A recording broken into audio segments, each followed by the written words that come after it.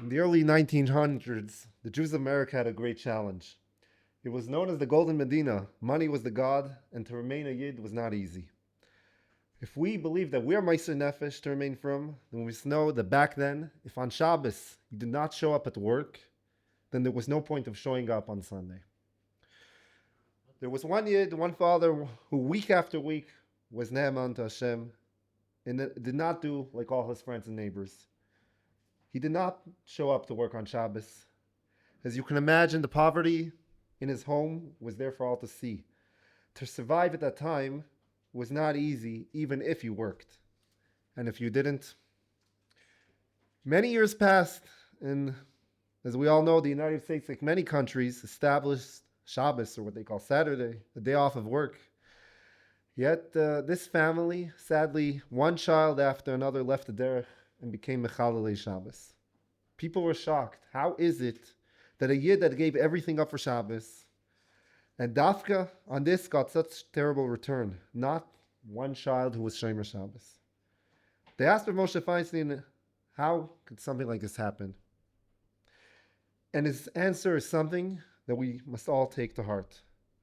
Rav Moshe explained that while he was Meiser Nefesh for Shabbos, when he came home every Shabbos night, at the Shabbos meal in front of all his children, he would give out a big krechs. How hard it is to keep Shabbos.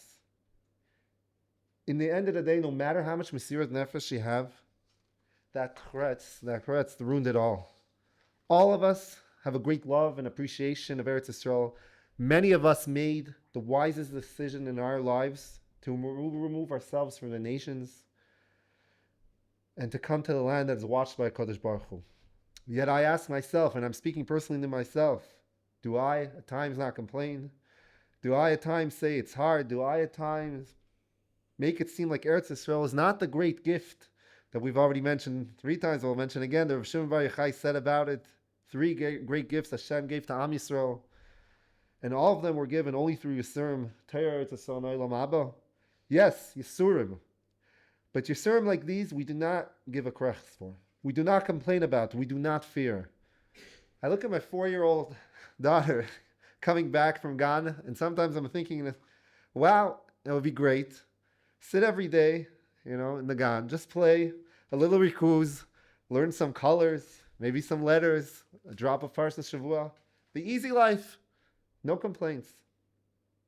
Do we not understand that we are here not as little kindergarten kids, but as those who are working in the palace of HaKadosh Baruch Hu? Every second of our lives, we are able to reach heights that those of past generations were unable to. I'll not tell you what you already know, that the entire Torah was given for it to be fulfilled in the land. Hashem has one chosen set of laws that the world was created through it. Hashem has one chosen nation that was chosen to fulfill it, and Hashem has one chosen land. Yisurim, yes, there are, but the chrechs we must never make. Many years ago, as a yeshiva bacher, I joined my friend for a Shabbos meal in the Old City by his uncle, a new Olev from Lakewood. Honestly, I don't remember much about the food or the singing, but one thing I do remember to this very day. At the end of the meal, they started going around the table and asking each and every guest to say one small thing, B'Shevach Ha'Aretz Yisrael. This is exactly what we must take upon ourselves. Every father has the chiyuv to be malamed his children, to be mechanech them. Today, much is done away from home. But just as it is our chiyuv to teach them the Aleph Beis, just as it is our chiyuv to teach them to be Shomer Shabbos, we have a chiyuv to instill in them with the great love of this gift. Remember, Rav Shimon Bar Yochai put it, a gift that is in the middle of the gifts of Torah and Olam Haba. There's no more to add to this. How do we do this? How do we pass it on to our children and to those who are around us? Baruch Hashem, tonight you have heard part of it. But let us be clear, it must not be the end of it tonight.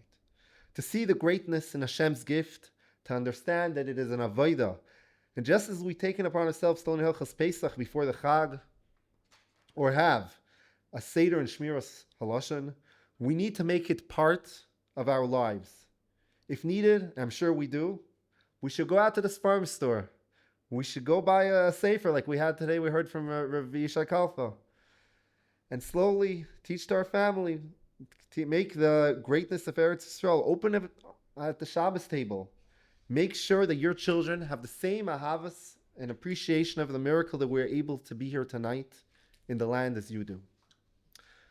I would like to add one more important idea that may help us all. In the past year, we have all been davening a lot, praying for the kidnapped, praying for the injured, praying for the safety of the soldiers of Hashem. Maybe the reason we need to add all these prayers is because we did not pray beforehand. It has become almost granted that Jews can be in this land, as if the world, not at every moment, is attempting to cut our kesher from this land. Many years ago, the Big Day Lavush wrote a beautiful prayer. The Big Day Yesha wrote a beautiful prayer. And I would like everybody to take home one. And maybe once in a while, look at it. And say a prayer to Hashem. Thank HaKadosh Baruch Hu for the schus. Ask for to see only the good. You have the power. To those who are here, to those who are listening, to those who will hear these words, please help us change this reality. Join us, take part, be active in inspiring the appreciation of Hashem's gift. Join us to help spread the words, Tova Ha'Aretz Me'oid Me'oid. I thank everybody for coming tonight, and we shall be zeiche bekarov to see B'niyat Beis Hamikdash, Negula, and all of Am Yisrael returned to our land. Thank you. Do we have a minute from Arif?